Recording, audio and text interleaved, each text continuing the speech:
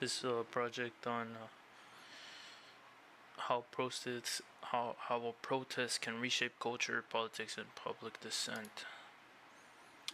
In the picture I have chosen, there's a civilian putting a flower into the barrel of a gun that a police is holding, symbolizing for peace instead of war.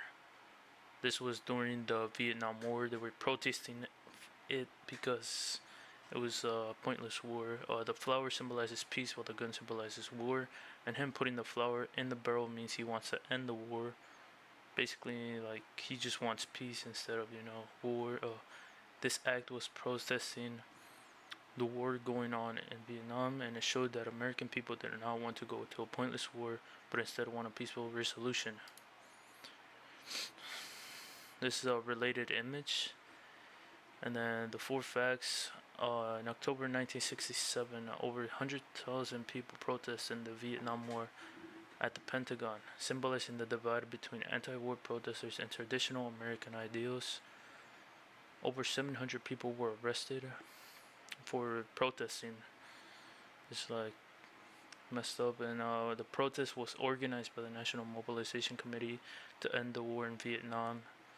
It made a shift from nice protest to radical resistance. Connection to readings. It's connected to the Declaration of Independence because the protests were using the First Amendment, right, which is freedom of speech, basically opposing the government just by speaking up, not wanting to go to war, and several other factors. It's connected to John Locke. John Locke says in the Second Treaty that the government should protect the citizens' rights, that it's their liberty to have freedom of speech, to be able to protest. That's how it's connected.